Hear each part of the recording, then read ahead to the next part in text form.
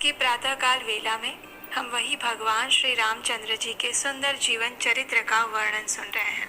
आज के इस चैत्र मास कथा श्रृंखला में आप सबका स्वागत है। इस समय हम भगवान श्री रामचंद्र जी पर आधारित महर्षि वाल्मीकि द्वारा रचित रामायण का पाठ श्रवण कर रहे हैं। तो चलिए हमारे इसी महाकाव्य की ओर आगे बढ़ते हुए इस चैत्र मास कथा श्रृंखला की आज की कड़ी का श्रवण करते हैं। आइए आज की चैत्र मास कथा आरंभ करते हैं। इस कथा की पिछली कड़ी में हमने सुना था कि नारद मुनि महर्षि वाल्मीकि के पास आते हैं और उन्हें भगवान श्री रामचंद्र जी के जीवन का संक्षिप्त वर्णन कह सुनाते हैं। उसके बाद महर्षि वाल्मीकि जब नदी किनारे जाते हैं स्नान करने के लिए, वहाँ क्रौंच पक्षी का एक जोड़ा विचरण कर रहा होता है और एक शिकारी आकर उस नर क्रौंच पक्षी को मार देता है। और ये देखकर दुखी होकर महर्षि वाल्मीकि के मुख से एक श्राप के रूप में श्लोक निकल के आता है। और वो कोई साधारण श्लोक नहीं था। वे बार बार उस विषय में चिंतन करते हैं और चिंतन करते हुए जब वे आश्रम पर वापस आते हैं तो वहाँ ब्रह्मा जी उन्हें मिलने के लिए पधारते हैं और फिर ब्रह्मा जी उन्हें आज्ञा देते हैं कि आप प्रभु श्री रामचंद्र जी के जीवन पर आधारित रामायण महाकाव्य की रचना कीजिए। और फिर महर्षि वाल्मीकि उस रामायण काव्य को लिखने के लिए प्रयास करते हैं। आइए अब आगे की कथा सुनते हैं। नारद मुनि के मुख से धर्म, अर्थ और काम रूपी फल से युक्त हितकर, प्रकट और गुप्त संपूर्ण रामचरित्र को, जो रामायण महाकाव्य की प्रधान कथा वस्तु था, उसे सुनकर महर्षि वाल्मीकि बुद्धिमान श्री रामचंद्र जी के उस जीवन वृत्त का पुनः भली भांति साक्षात्कार करने के लिए प्रयास करने लगते हैं। वे पूर्व अग्र कुशों के आसन पर बैठ गए और विधिवत आचमन करके हाथ जोड़े हुए स्थिर भाव से स्थित हो गए और समाधि के द्वारा श्री राम आदि के चरित्रों का अनुसंधान करने लगे। प्रभु श्री राम, लक्ष्मण, सीता देवी, राज्य और रानियों सहित राजा दशरथ से संबंध रखने वाली जितनी भी बातें थीं, जैसे कि उनका हंसना, बोलना, चलना, राज्य चलाना आदि जितनी भी चेष्टाएं हुई, उन सब का महर्षि ने अपनी योग अवस्था में भली भांति साक्षात्कार किया। यानी कि जो बातें उन्होंने सुनी थी वो तो वे जानते थे, लेकिन जो नहीं भी सुनी थी वो सारी समाधि में उनके सामने दिखने लगी। योग का आश्रय लेकर उन धर्मात्मा महर्षि ने पूर्व काल में जो भी घटनाएं घटित हुई थी उन सब को वहां हाथ पर रखे हुए आंवले की तरफ प्रत्यक्ष देखा और फिर सबके मन को प्रिय लगने वाले भगवान श्री राम के संपूर्ण चरित्रों का समाधि के द्वारा यथार्थ रूप से निरीक्षण करने के बाद महाबुद्धिमान महर्षि वाल्मीकि ने उन सब को महाकाव्य का रूप देने का प्रयास किया।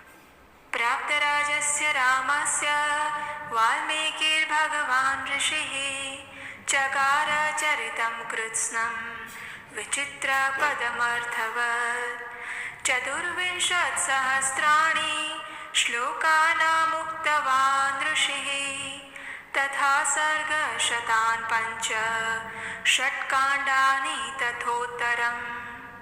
श्री रामचंद्र जी ने जब वन से लौटकर राज्य का शासन अपने हाथ में लिया था, उसके बाद भगवान वाल्मीकि मुनि ने उनके संपूर्ण चरित्र के आधार पर विचित्र पद और अर्थ से युक्त रामायण महाकाव्य का निर्माण किया। उसमें महर्षि ने 24,000 श्लोक, 500 सर्ग और उत्तर सहित 7 कांडों का प्रतिपादन किया।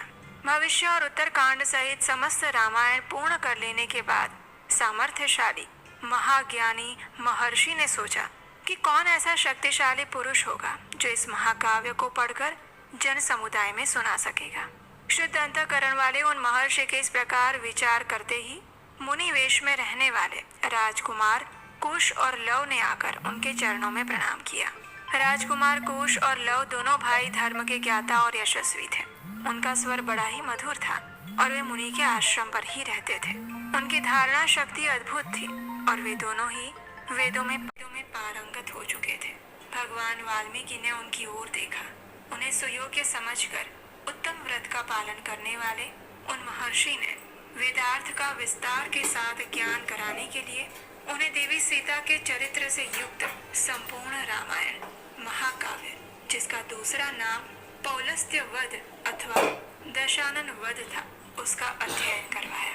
वो महाकाव्य पढ़ने और गाने में भी मधुर, द्रुत, मध्य और विलंबित इन तीनों गतियों से अन्वित षडज आदि सातों स्वरों से युक्त, वीणा बजाकर स्वर और ताल के साथ गाने योग्य और श्रृंगार, करुण, हास्य, रौद्र, भयानक और वीर आदि सभी रसों से युक्त था।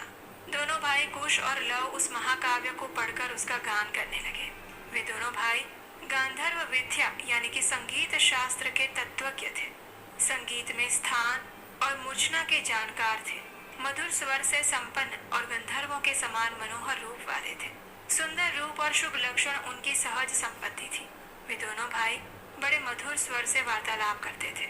जैसे बिंब से प्रतिबिंब प्रकट होते हैं, उसी प्रकार श्री राम के शरीर से उत्पन्न हुए वे दोनों राजकुमार दूसरे युगल श्री राम ही प्रतीत होते थे।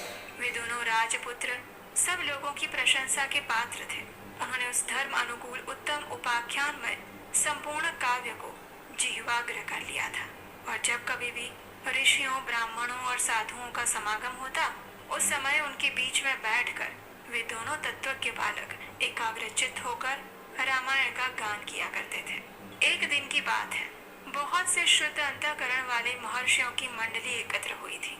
उसमें महान सौभाग्यशाली और समस्त शुभ लक्षणों से सुशोभित महामनस्वी कुश और लव भी उपस्थित थे। उन्होंने बीच सभा में उन महात्माओं के समीप बैठकर उस रामायण काव्य का गान किया और उसे सुनकर सभी मुनियों के नेत्रों में आंसू भर आए। वे अत्यंत विस्मय विमुग्ध होकर उन्हें साधुवाद देने लगे। मुनि वैसे भी धर्मवत्सल तो होते ही हैं। वो धार्मिक उपाख्यान सुनकर उन सबके मन में बड़ी प्रसन्नता हुई। वे रामायण कथा के गायक कुमार कुश और लव की जो प्रशंसा के योग्य ही थे, इस प्रकार प्रशंसा करते हुए कहने लगे, अहो, इन बालकों के गीत में कितना माधुर्य है। श्लोकों की मधुरता तो और भी अद्भुत है। यद्यपि इस काव्य में वर्णित घटना बहुत दिनों पहले हो चुकी है, फिर भी इन दोनों बालकों ने इस सभा में प्रवेश करके एक साथ ऐसे सुंदर भाव से स्वर संपन्न राग युक्त मधुर गान किया है कि वे पहले की घटनाएं भी इस समय प्रत्यक्ष दिखाई दे रही हैं, मानो अभी अभी आंखों के सामने घटित हो रही हो। इस प्रकार उत्तम तपस्या से युक्त महर्षिगण उन दोनों कुमारों की प्रशंसा करते और वे उनसे प्रशंसित होकर अत्यंत मधुर राग से रामायण का गान किया करते थे। उनके गान से संतुष्ट हुए किसी मुनि ने उठकर उन्हें पुरस्कार के रूप में एक कलश प्रदान किया। किसी दूसरे महायशस्वी महर्षि ने प्रसन्न होकर उन दोनों को वल्कल वस्त्र दिया। किसी ने काला मृगचर्म भेंट किया तो किसी ने यज्ञोपवीत दिया। एक ने कमंडलु दिया तो दूसरे महामुनि ने मुंज की मेखला भेंट की।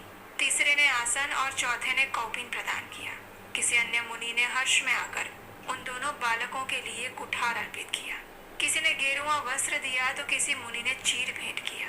किसी दूसरे ने आनंद मग्न होकर जटा बांधने के लिए रस्सी दी तो किसी ने समीधा बांध कर लाने के लिए डोरी प्रदान की। एक ऋषि ने यज्ञ पात्र दिया तो दूसरे ने काष्ठ भार समर्पित किया।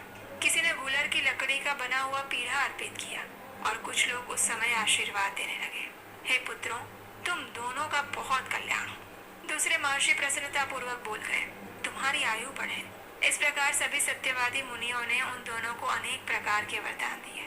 महर्षि वाल्मीकि द्वारा वर्णित यह आश्चर्यमय काव्य परवर्ती कवियों के लिए श्रेष्ठ आधारशिला है। श्री रामचंद्र जी के संपूर्ण चरित्रों का क्रमशः वर्णन करते हुए इसकी समाप्ति की गई है। संपूर्ण गीतों के विशेषज्ञ राजकुमारों, ये काव्य आयु एवं पुष्टि प्रदान करने वाला और सबके कान तथा मन को मोहने वाला मधुर संगीत है। तुम दोनों ने बड़े सुंदर ढंग से इसका गान किया है। इस प्रकार सभी लोग उन्हें साधुवाद देने लगे और उसके बाद लव और कुश अयोध्या में जाकर भगवान श्री रामचंद्र जी के सामने इस रामायण का गान करेंगे। और वो कैसे करेंगे और कहाँ पर करेंगे, ये हम सुनेंगे हमारी इसी चैत्र मास कथा श्रृंखला की